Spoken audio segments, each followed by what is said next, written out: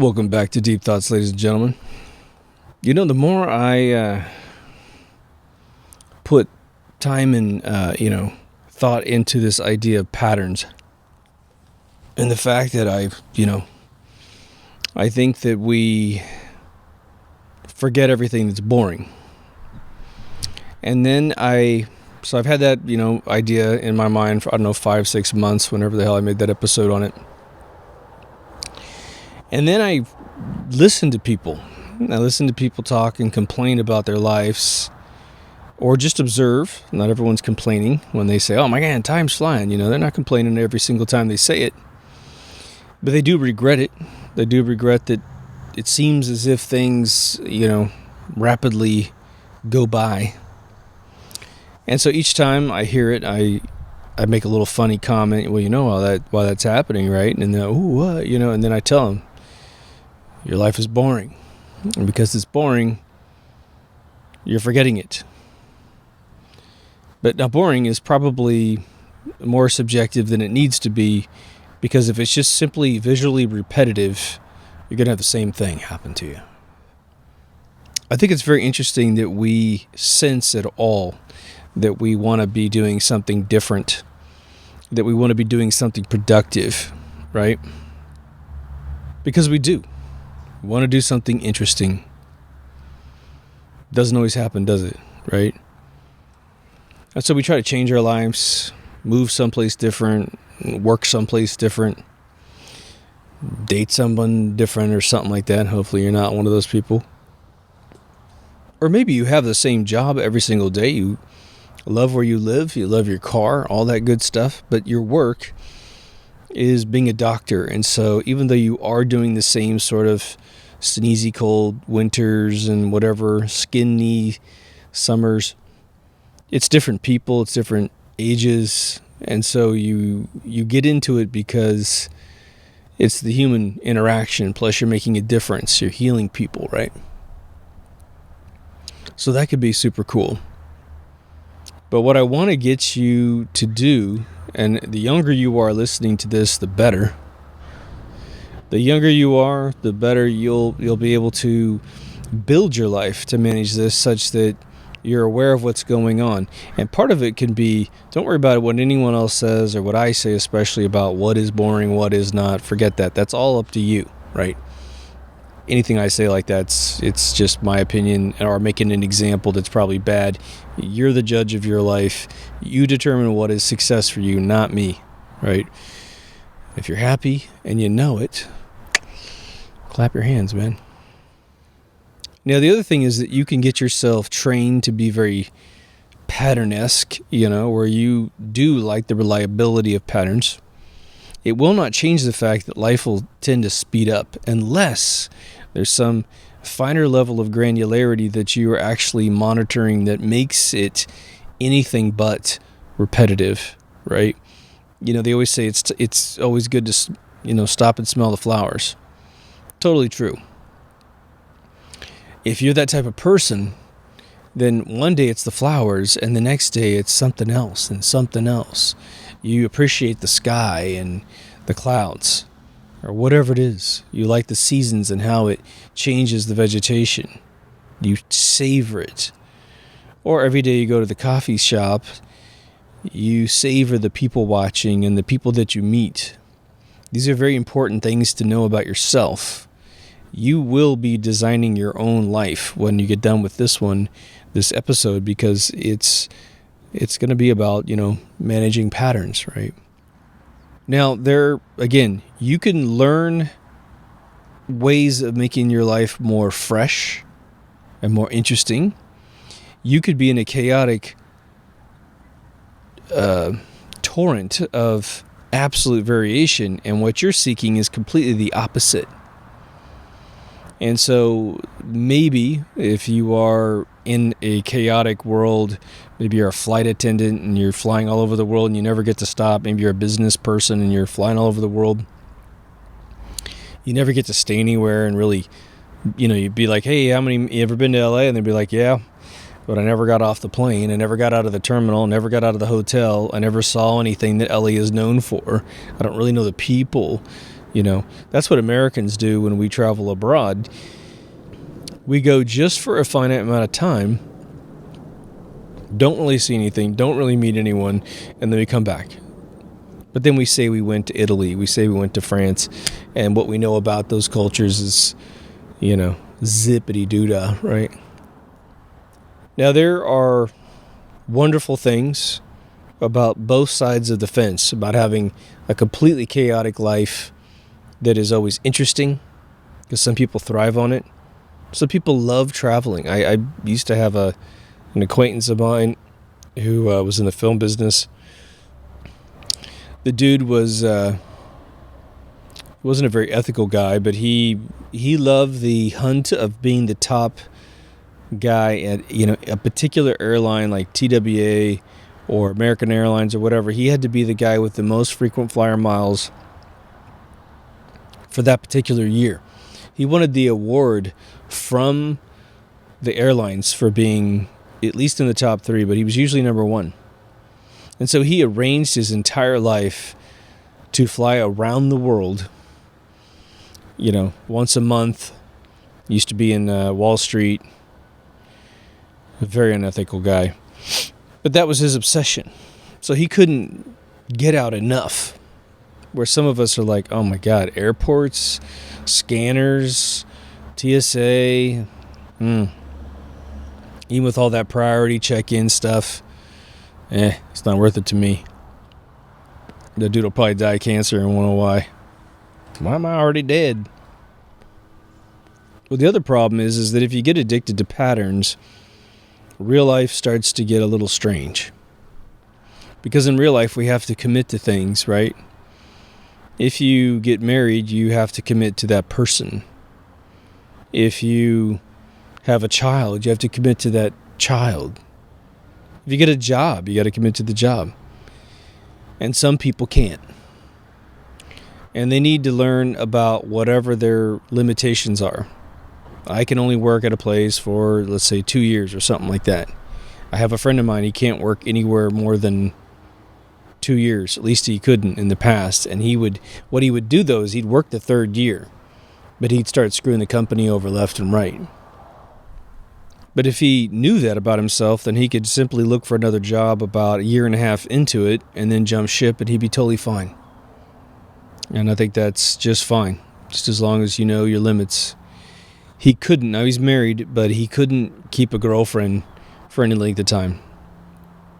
He just got tired of him. And that's not the way the world works unless you're going to be that kind of guy. Somehow, I would say this. Sometimes episodes happen because I will digress in a previous video, and that digression lingers in my head as a good episode idea. And so I'm always kind of cautious about putting these episodes too close together. But one of the things I do to make sure that my brain doesn't lose the capability to commit is that I will do I eat at the same place every day. I'll even eat the same meal every single day. And what that does for me is it allows me to commit and have no variations whatsoever. Because human beings can be that way every once in a while. Now, maybe you have a spouse that changes, works out, whatever. They're just interesting people, And so you have your luck of the draw. But a lot of times, eventually, when we get a little older, I don't know how, you have to manage how you're going to get older. If you're unhealthy or someone gets injured, well, some people may not be able to move around that much, and so they don't have any choice, right? Now, the couples that I grew up with as a kid, they lived together forever, and they were just expected to be that way. Tunnels in that cigar. Unbelievable. But they had to enjoy the nuances, perhaps the repetition. If you sat down and watched the same television show every day, like my grandfather always watched Johnny Carson, well, Johnny's the one that's keeping it spicy. The guests are keeping it spicy, right? Comedians write new jokes and come out on stage. New types of comedy happen.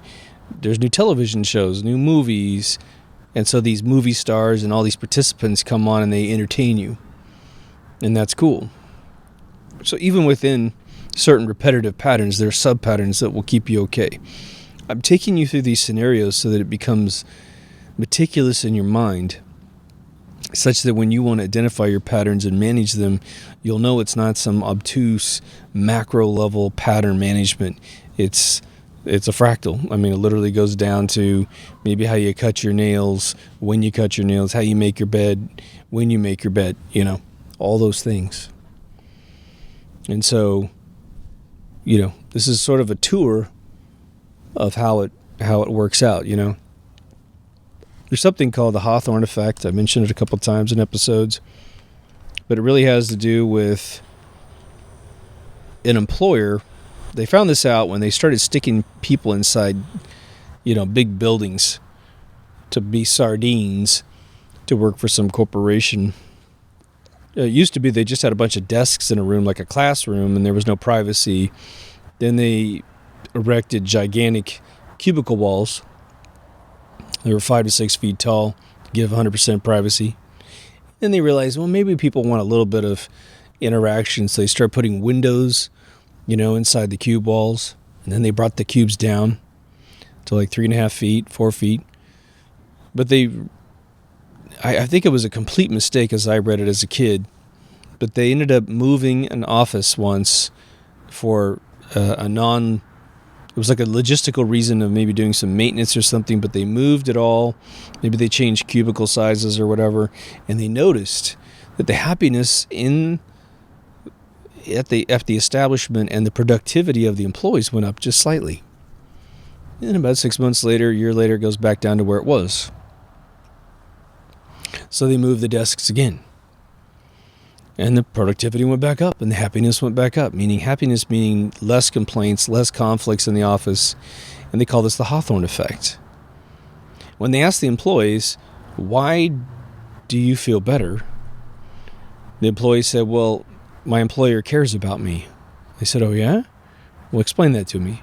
I said, well, they care about us, not getting tired of our office, and they move it around a little bit. Now, I do that in my office at my house all the time. And, there's not a lot of options because I don't want to be facing the wall. I don't want to be facing away from the door opening, but I'll move it left to right. And, I kind of jostle the furniture, change some of the art on the wall, depending on how much time I have. I used to swap my office for my bedroom back and forth, but I finally realized the side bathroom's in that one master bedroom, and I don't like getting up out of bed, going through my office to take a shower. Because this is the house I started my game company in. Eventually I had a good friend of mine who was a female. It's my first employee. And that just kind of got awkward, walking through in a robe. But she was a big girl. So anyway, went ahead and made that my bedroom full time. But those little changes, when I get a new project, I will change my house a little bit so that it feels different. When I wrote that movie, my desk was like this. When I wrote that movie, the sofa was over here. It used to be that in the software business, one would dye their hair. I used to do black hair and keep it black until the project was done because I like my blonde hair. I don't mind my black hair either. It's not really black, but it's like a purple, brown, black thing. Some dudes will grow beards before this whole hipster thing happened. They grow a huge beard and they hate their beards. And so the whole thing is you don't get to shave until you finish the project. And so it motivates them to code around the clock. It's really funny. So, how granular is this pattern recognition? Well, I'll tell you one that's interesting that goes way deeper than just physical items in the room, your path to work every day. Some people change the roads they use just to kind of spice it up. I used to do it all the time when my office was a city over. What if you were in a pattern of suffering? And let's make it not someone else's fault specifically. You're in a pattern where, hey, the economy sucks. Maybe it's a little tiny recession of some sort. And so you are trying to, figure out where you're going to earn money. And that just goes on and on for months. Again, when I came out of the dot-com industry in 2002, they created the recession to force all the ghetto kids into the army, and a lot of other people too. But that's what they do. They crash the economy when they need soldiers, and kids, have no option but to go into the military. Well, sometimes, let's put it this way. If you were looking for a new job, you would need your energy. You need your positivity, right? And if, sometimes you have a lot of leads you can work with, and, it depends if you're the on season or off season, but sometimes you have to look for, stuff and you have no idea where you're going to go. So you just put your resumes out there and see what happens, right? But sometimes those patterns can get so repetitive and they're not positive that you start to lose the steam that you need to, get a new job. You're trying to take an interview, but you're just worn out. And they can sense it sometimes, right? And so you have to work really, really diligently for years to figure out how you're going to get back into the workforce, maybe take a few jobs just on the side. And so sometimes, you're financially constrained. And so you're like, well, I should move to another town, but how am I going to do that? So you'd have to literally apply for a job, get the job with some sort of, moving package involved with it. But how many of you have been in your life and you just simply go, man, this pattern has got to stop. It just has to stop. I shouldn't be here anymore at this stage in my life. And that's a big deal. And so what can start happening is, let's say you want to change your job. But, you're also bored of B, C, D, E, F, the way you dress, the car you drive, where you live. Maybe you like some of that stuff, but not all the stuff. Maybe it's just, like I said, maybe you just need to rearrange your house. Maybe if you're not a really, I don't want to say hygienic person, but what if there's a couple rooms where you let it go for a little while and you keep living in sort of like not the best cleanliness that you could do? And so, you know what? Why don't you just get the soap out and just clean everything off?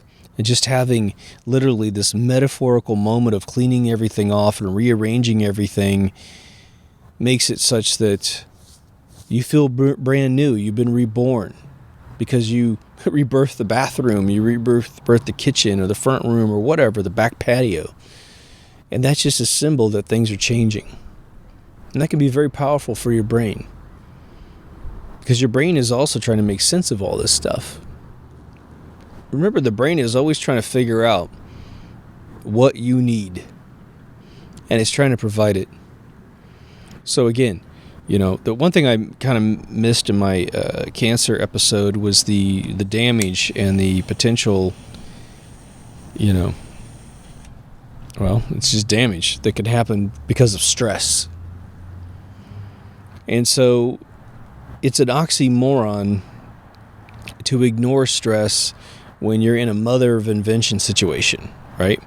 You really need to fix a problem. You need to fix an income issue or what have you. The bills are piling up. Well, you got a million reasons to be stressed in a rational world. But in the end, the wise old man or the wise old woman making cookies in the kitchen, the oracle, she's going to look at you and she's going to tell you, if you allow stress to build up, because I can see it in your face, I can see it in your body language, then what you need to accomplish will suddenly become insurmountable or impossible, minus a miracle. And nobody wants to live in miracle land, Again, I have, a few friends of mine that are so positive that whatever they touch turns to gold, And it's, they have limitations, of course, but they always can feed themselves and have shelter and all this other kind of stuff. They always have what they need. They can pay their bills, and they're reasonable with their bills. They're not crazy, but they do go on vacations, so they got some money left over. But they're usually teamed up with someone else as well. Pattern management starts to get to the point where it does control how you expose yourself to potentially stress, and then how you can rehabilitate yourself out of stress. How many times have you, this is going to be a little bit on point physically, but you're really stressed out and someone talks you into going to get like a full body massage someplace, and you do it, or someone gives you the massage. It's even better, right? Someone close to you that you trust, and you are all of a sudden, let's just say you're like one day from going bankrupt. You're one day from getting kicked out of your house, getting your car repoed or whatever. And they just take you in, and it used to be called the attitude adjustment, which is a little bit different. It's more like the vacation, Stella getting a groove on sort of thing. But you're stressed out, and your friend pays the bill. And you're going to get a 90-minute thing, right? You're sitting there, and, it's actually very weird, and interesting when a random stranger who is trained to do this sort of thing really gives you a great massage, and they really care. They really care about the tense and the knots in your back and the knots in your shoulder, and you just feel stressed, and then they want to just yank it out of you. That's why I always say go to really old Asian women, because they don't play games, man. You do what they say. They know what's wrong with you before you know what's wrong with you, and they just break you into a million pieces, right? But when you leave, you were in another dimension for the 90 minutes. Another dimension of reality where someone was taking care of you. It can be an amazing experience. I once took my girlfriend to Sonoma Mission, way up in Sonoma County, which is Northern California, wine country. I think I almost dropped $4,000. But one of the last things that happened was this water shujitsu, something like that. And it was this German lady in this pool. And she was like a big, not necessarily heavy, but just a large woman, probably 5'9", 5'10", and just older. She's probably in her late 40s at the time, and I was in my early 30s, probably 30, 31. And the pool was full of all that salt that makes you really buoyant. But what you do is you get in her arms.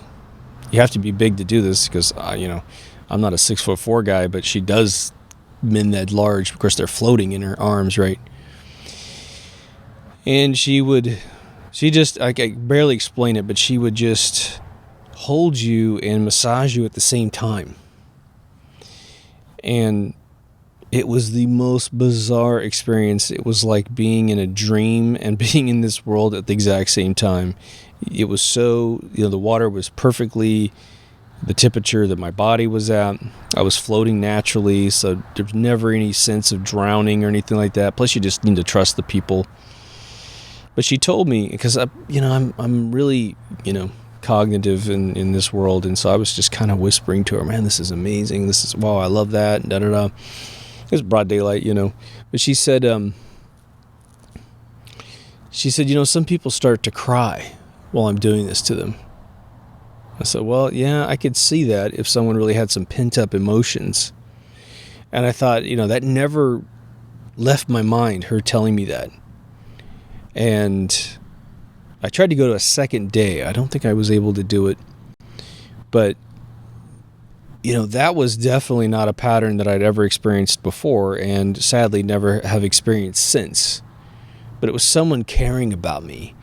And she really was, this is an art for her. And obviously, incredibly unique experience.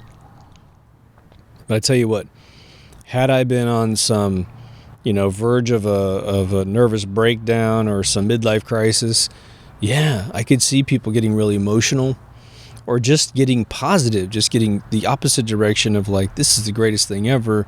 I feel amazing. And so, you need to keep these little maneuvers in your back pocket. And as I'm saying these things, hopefully you're thinking of things in your life that have had these sorts of impacts on you, such that you know where to go get them. You know what to do in your house. You know what to do in the past. And I will tell you, one of the things that is heavily related to this, and I can't remember what the hell I used to call it. There's two versions of this. One has to do with your employment, if you're working for someone else, and one of them has to do with where you live. Because I remember when I was doing really, really well in the Bay Area, I'm young as hell, and I got, skills that will, at the time were never going to go out of style, at least for the next 10 years of my life. And I remember getting comfortable at a company. And, I was really fortunate with this particular company. The first boss I had was one of those awesome bosses. This dude, Frank, he was just amazing. And then I had the boss, Wendy. Wendy was this total white girl. She was, probably early 50s or whatever. She just came out of thin air. It was bizarre. And she didn't appear to have any background in what we did, and didn't appear to have any talent in managing human beings. How she got the job just blew me away. But she ended up being racist, and she thought that she was one of these really dumb racists where she would confide in you her racism, assuming that you were racist, which was really strange. How do you live in the Bay Area and be racist? That's just go back to Kentucky or wherever the fuck you want to live, but don't come to a melting pot of melting pots, right? It's just dumb. But then she started accusing our CEO of being a racist as well. And just saying that he was about to make moves on people that were not white. And I knew the CEO extremely well because I worked for the guy on the side within the company, and he and I had the same love for soul music. I mean, we sat and just talked about James Brown for an hour at one of these parties, and I'm like, this dude is so not racist, because she was very specific about black people, and that was her problem, and she was saying everyone else was the same way. And I'm just looking around going, man, you're gonna fall hard in this company, and I almost don't want to be here for it. And I wasn't, but there was a point where I left because of her. I was like, I got to move on anyway, and I got a really cool consulting gig. Okay, great. So, but I had this feeling before I decided to leave that I was sort of, on one side, I was really accustomed to where I worked and thought, this is just where I'm going to die. It's just a weird feeling. And then the other one was I felt trapped, like no one else will ever want to hire me. And that didn't happen to me very often, but I get the ping every once in a while, and definitely would see it in other folks. And I would think that about the places that I've lived. Like if I lived a couple of years at a place, I thought, this is my house. It's like my dreams have come true in this place. I've had very special moments with people in this place. My kid grew up here. And so you tend to get protective about a place as if you couldn't live in any other location and enjoy it. It's a weird thing. January 1st, 2020, I will have been in this particular house for 17 years. I have never lived anywhere in my life more than I've lived in this house. But it feels like yesterday when I moved in here. Absolutely crazy. Thank God houses can't tell stories, right? But the truth of the matter is we can. And so we build up these faux sort of circumstances in our mind that we're so committed to our patterns that we just can't change. And you can. How many people get out of addictions? Food addictions, drug addictions, bad habit addictions of whatever flavor. And, when you're in it, you can't see yourself ever getting out of it. But you can, and you can. Well, you eventually find out you can. Of course, everyone around you who might be conducting an intervention of sorts, they know you can because they live without it, or maybe they were in it and they get out of it. It's, again, I've said this a couple times, but the folks that conquer their demons with alcoholism and drug use, and they go and become counselors. They get trained and then become counselors, and they spend a tremendous amount of their personal time for very little, if no pay, talking to folks and, rehabilitating them through these situations. And when you pop out and you get a great job at a new place, you get a new place at a different town, different street or whatever, it's a little disorienting at first. You feel like the outsider in your own house. But eventually, it starts to become your place. The more you come home to it, drop your keys there, when you're into day, put your feet up there, watch television here, be with your spouse or your partner there, it feels fine. Then it starts feeling like you can't leave that place because it's where you live. How many times, again, I've said this several times, but how many times you worry about a bill, worry about a circumstance, but God provides. Something happens. The phone rings. Money shows up. Something happens and you survive. You have to remember those things when you hit it the second, third, and fourth time. So when change is occurring around you that you don't personally feel like you have control over, here comes a big pattern shift. And in general, there's entertainment in pattern shifting in a lot of situations. Again, all that matters is that you're alive and that you're healthy and that hopefully your loved ones are experiencing the same benefits and the safety. Okay. So what do you need in that scenario? What do you need to really worry about? You're safe. You're okay. Now, there also is the situation where, like I said with my friend who had a problem, I guess, working for a place more in a couple of years. And when I say that, I watched him go through 3 different companies. And the third company, which is really the last time I ever really saw him face to face, he was destroying my friend's company. I believe that dude's actually been at a company for quite a while now. But sometimes you'll feel like, okay, maybe it's time for change. You're fine. Your place is fine, your job is fine, but maybe it's time to find something new. Now, my advice is always invest in yourself when everything is great. But sadly, what ends up happening is you ignore what you're doing while everything's safe. One of the classic things that happened that I got to see several times was that when I was helping celebrities do their online properties, like websites or their promo materials they would be handing out. The funny thing was that they would, this is before social media really became the way to put your name out there. Sometimes I think we're actually leaning back towards websites here. I think in the next 5 years, as social media becomes so censored and so acidic, you're going to want to create your own world in some WordPress site or something else more fancy, so that you preserve your brand and the whole experience when someone comes to look at your face.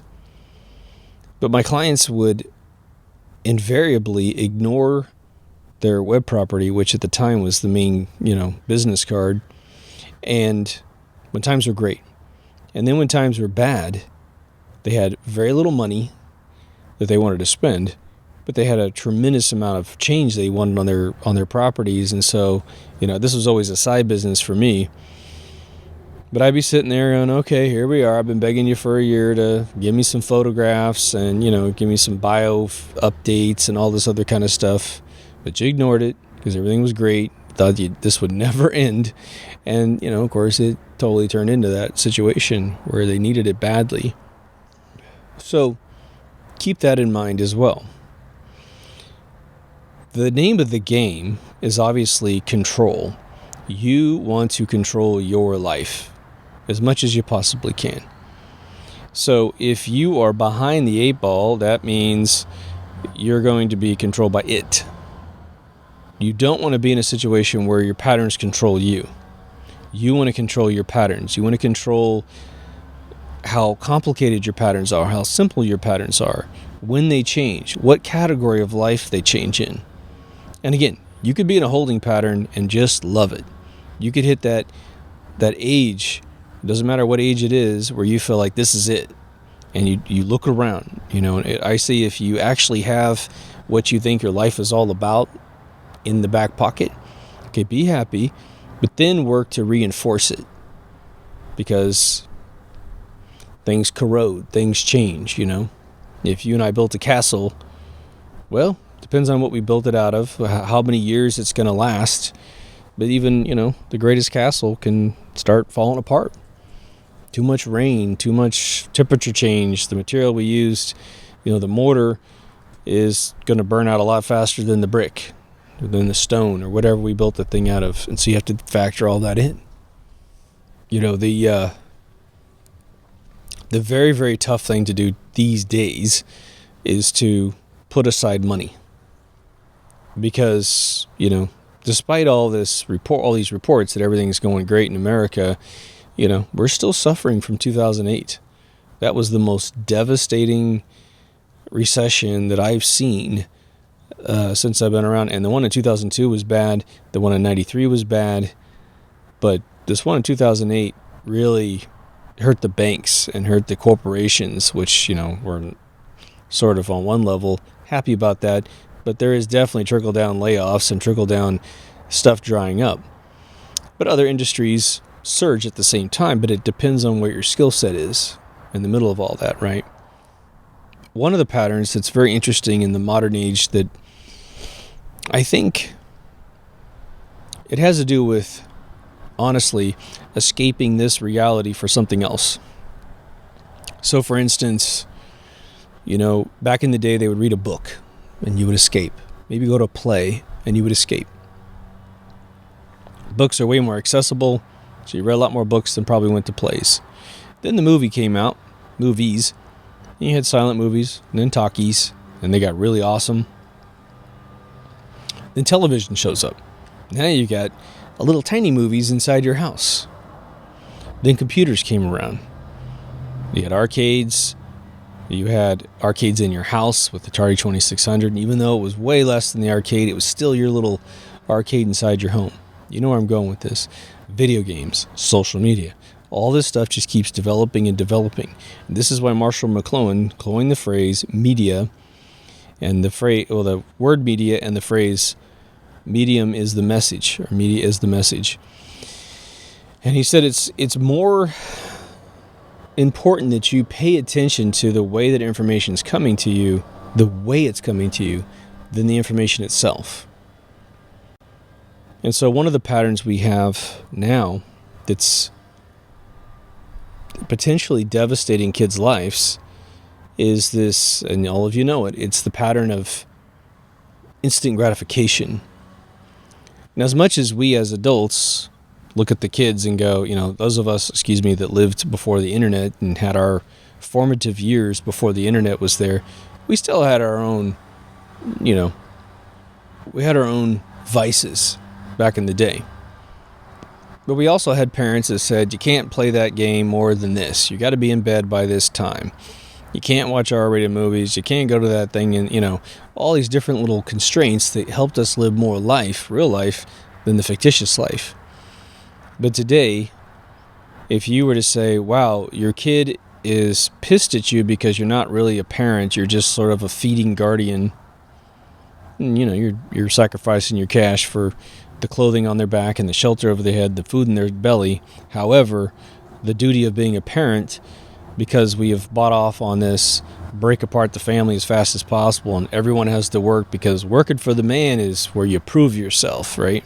You're not a woman unless you work for the man. You're not a full man unless you work for the man. It's just nuts, right?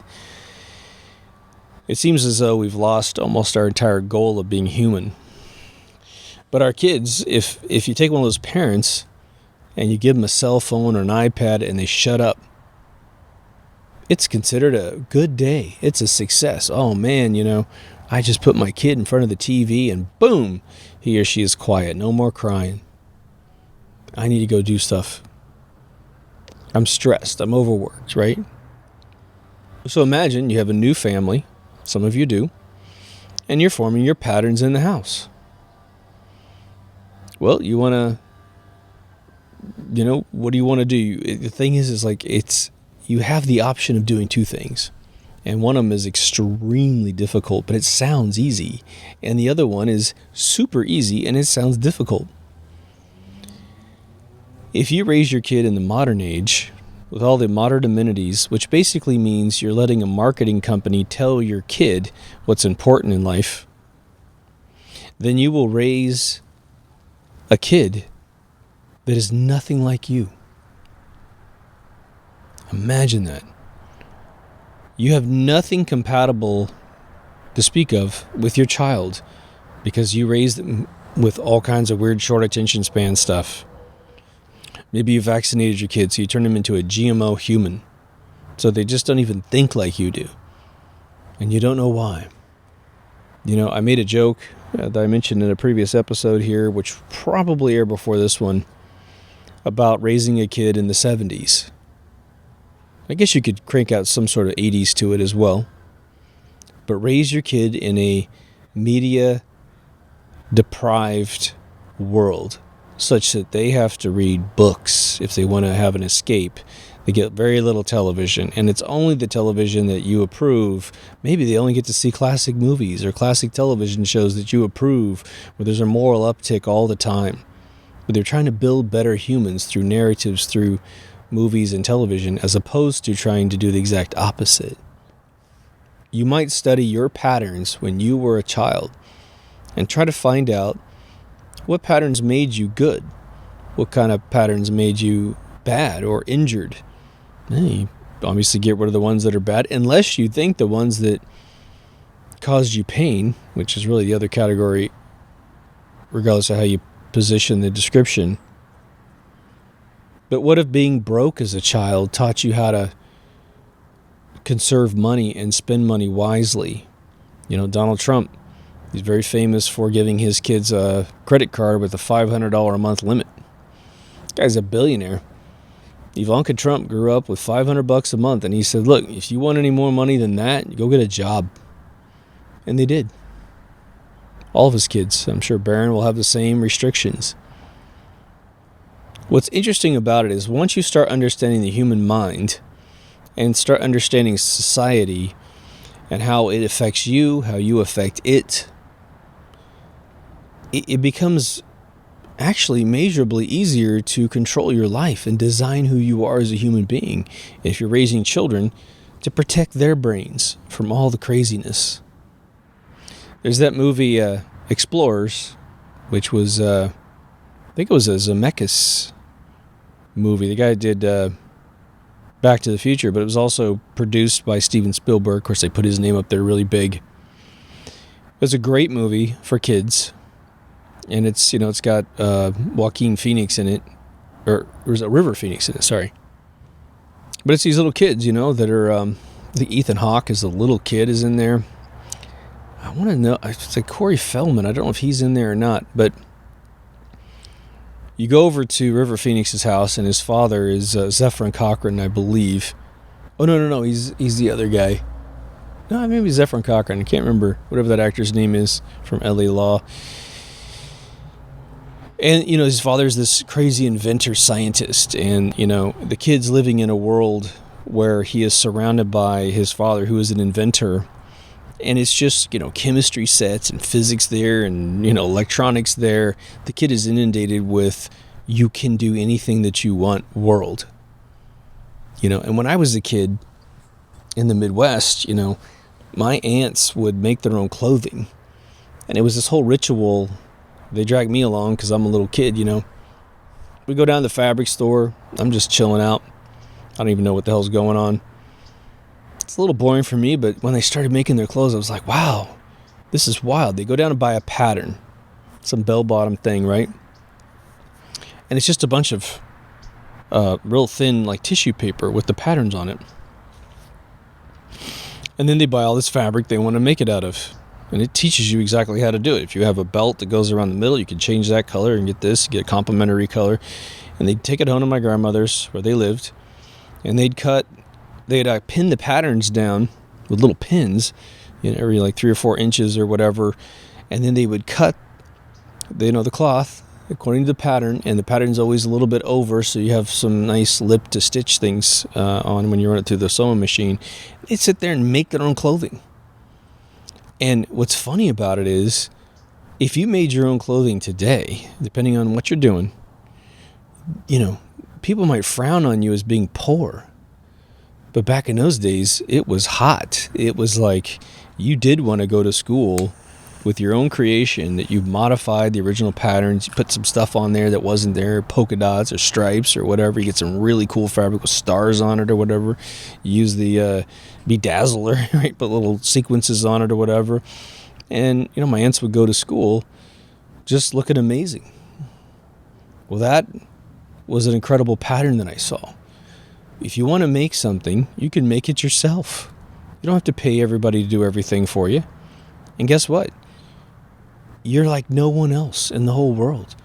You're not. You just use the bedazzle, randomly. You guarantee that pattern is not in anyone else's clothing. It's cool, right? It's funny, my uncle, he watched this process so much. He was older than all of them, but he watched the process enough that when he got into college, he would buy suits. And sometimes they would be too big for him because he was kind of a slender, athletic body. And he would take the suits and completely tailor them himself. He just figured out how to do it. I remember once he totally tailored this leather jacket to fit him really nice, And I remember just seeing that as a kid and going, wow, Jesus, you can do that? I mean, leather jackets, that's some tough stuff, man. That's not like, running the sewing machine with some soft fabric. My father was heavy into Heath kits, and these were just awesome. You learned about electronics. If you wanted a radio, you bought the Heath kit radio kit, and all you had to have at your place was a soldering iron, pretty much, because everything else came, all the little parts, the schematics, and it was sort of like a color by number thing. They would say, here's your PC board. You got to put your row of capacitors there, resistors all over the place, put your microchip there or whatever. Everything was put together for you. Use your voltage meter maybe to make sure everything's connected properly. Boom. My dad made a TV. He made the amplifiers for stereos. Super cool. So by the time I was a teenager, my dad and I fixed VCRs for a living. It was awesome. You would make a pretty good amount of money just saying, look, I'm going to have to charge you minimum $75. Your option, drive the whole thing to the next city over, which is 105 miles away, which is going to cost you the gas there and back. They're going to charge you $100 to open the box. And that's before the repair. Now, they'll credit the $100 like we did towards the repair, but we were saving people $50 to $100. I fixed a VCR once with a drop of nail polish because this little washer kept coming off and letting the belt fly off. And so we just realized, okay, just put the washer on, put a drop of nail polish on it, held it on there. Cool little pattern, right? You can do things yourself. So patterns are at all these different levels, and I want to heighten your awareness to this because the name of the game is control. And control, you can control everything and mess up, and then you'll be, damn, I blew it. But you can laugh at your own mistake sometimes. And sometimes you'll miscalculate what will make you happy. You get everything that you wanted, and you're like, that wasn't enough. But the nice thing is, if you're in control, what do you do? What do you do when you're in a parking lot? You think you got a good parking space. You put the car in there perfectly, and you and your girlfriend or boyfriend or whatever look at the space between the doors, and you can't open the doors because it's just too tight. So what do? You just back out and find a better space. That's like life. You can back out of a bad situation when you know how to control it. What's interesting too is I'll give you a real literal pattern that every single one of you who's over 40 has definitely run into. When you're young, what do they say? You can eat anything that you want and you're still skinny as a rail. Although today it's not quite that case. Everyone's obese these days, but there's a point when your metabolism slows down, and it really has to do with just simply not being physically active. I think that's all it is. So if you can remain physically active, you can still pretty much abuse yourself a little bit. But it does slow down. A little clock inside your computer, just, the megahertz calm down after a while. I'm at a point in my life, which is funny because I can see it in the videos. It's really interesting. life gets comfortable, I'll eat out a little bit more, or I'll allow myself to eat candy or something like that, which I'm not a big sweet guy anymore. But I have my weaknesses. I like bread. It's really nice. I like, really exotic ice cream. I think that's really amazing. But boy, I tell you what, if I eat that stuff, I will see it in my face in the video. And then all it takes is about the same amount of time I put the stuff in my mouth and then got fat, in these areas that I don't like to gain weight. And then I just back it off and go back to my pattern of not eating that stuff, because I don't eat that stuff as a pattern. And boom, it just drops right off. But it's like I had a friend of mine, or I guess more of an acquaintance. I can't remember where the hell I was. He was talking, he did this physical gesture, which was really funny. He was talking about beer. Because we're talking about, these new exotic beers out there, these designer beers. They're absolutely delicious, tasty. Now, I don't like getting high personally, and I certainly don't like paying $15 for a beer. But man, every once in a while, life gets good, and summer's out there, you're not overweight or anything, and you drink this stuff. But the guy said, he goes, man, I can't drink beer anymore. He says, I love it, but I can't drink it anymore. And I said, why? And he puts his thumb on his mouth, and he blows, and he makes his face blow up. And he goes, because it makes me fat instantaneously. I said, yeah, isn't that the bitch, right? Which is why a lot of people go to hard liquor, because it's a lot less fatty, but it's a lot, it hits you harder, and it's got a lot of sugar in it, right? The neighbor's using some bizarre tools, so if you hear little noises, it ain't me. What's really funny about the pattern conversation, or interesting, I should say, for me, is that I have never heard another human being talk about the patterns. And maybe someone does. If you know anyone who lectures on it, please point me towards that, because I'd love to enlighten myself with someone else's take on it. But I've gone through Tony Robbins' course twice. Once back in '93. I got all the cassettes, and I ingested those things I don't know how many times. And then later in about 2000 or so, I bought all the CDs of them so I could just kind of update myself on what his latest game was. Had a hard time getting through that one. I think I got through it maybe once. And he had a lot of new stuff too. Part of it has to do with, if you have a problem, those things are very interesting, and if you don't, when I was 18 and came to California by myself, my mom sent me this cassette thing from this guy. To this day, I have no idea who the dude was. Just some dude that made this. It was really cool. It was like it was a big plastic, injection molded thing. You pull it apart, kind of snap together, right? It's like a book. It was big. I think it had like 6 cassettes on both sides of this thing, and you just, pop out one and play it and pop out the other one. I used to paint to it all the time.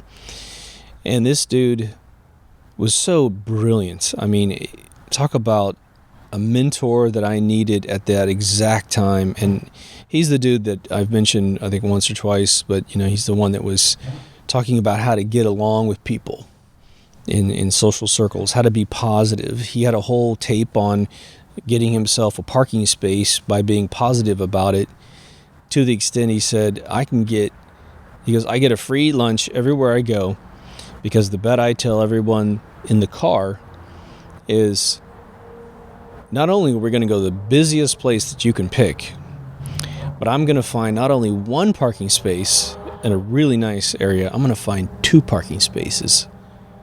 And if I can, find 2. I mean, just imagine this, like Los Angeles, for God's sakes. I can't even imagine pulling this off. But he goes, it's pure positive, mind over matter, law of attraction that gets me these 2 spaces every time.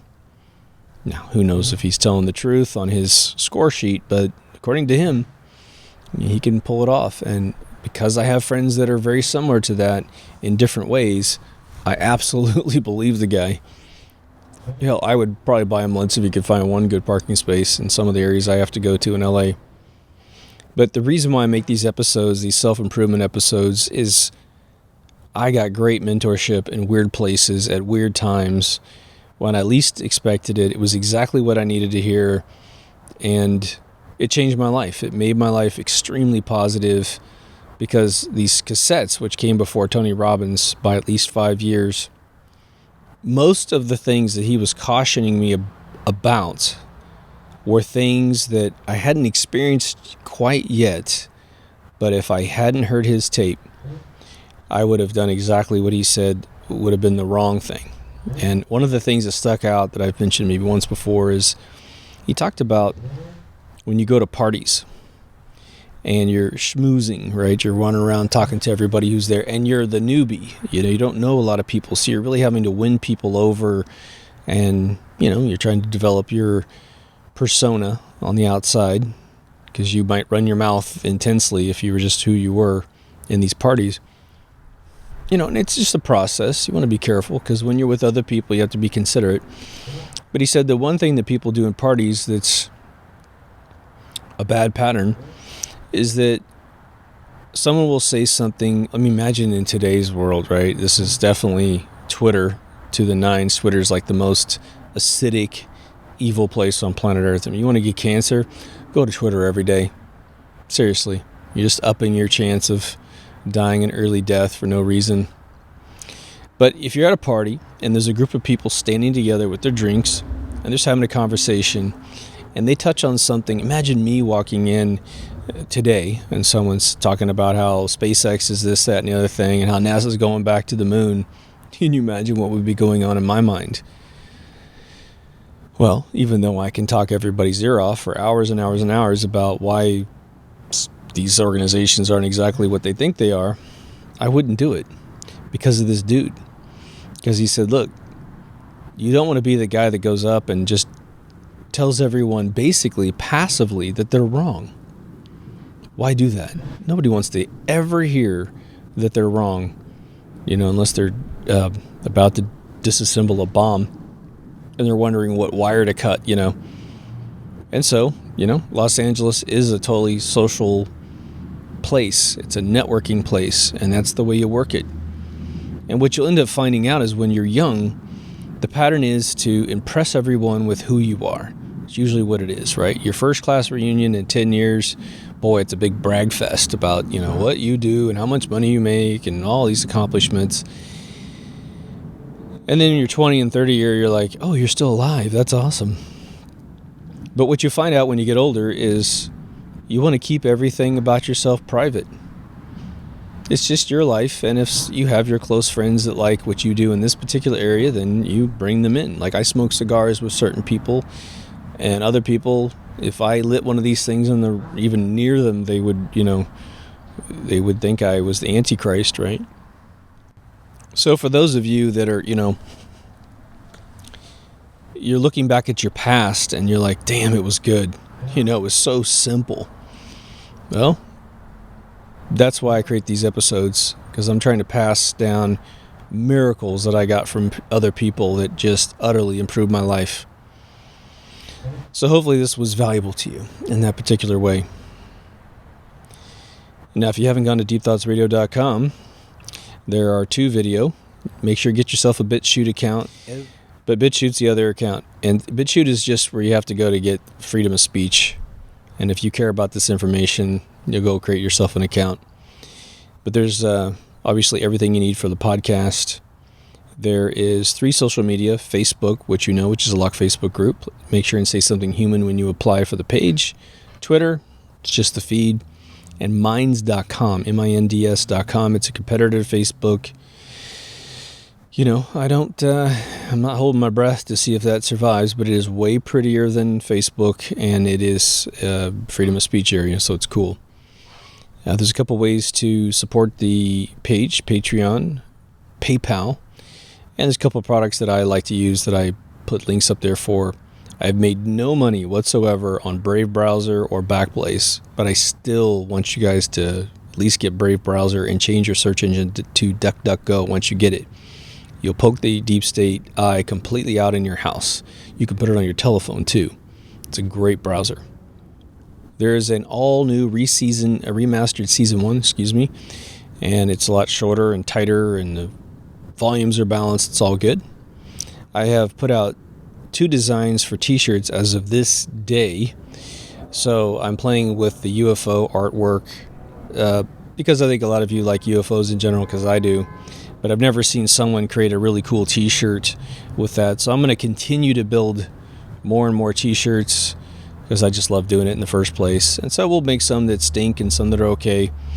I don't like the way the store looks because it's sort of a big kitchen sink design. And the oldest shirt is at the front, which is really, really weird. So I'm going to continue toying with that. So keep your eyes open if you want to get some apparel there. Should be pretty cool. I need to order some myself, as a matter of fact. But I think that's about it. So until the next episode, take care of yourself and someone else, adjust your patterns, and I will see you in the next Deep Thoughts. Over now.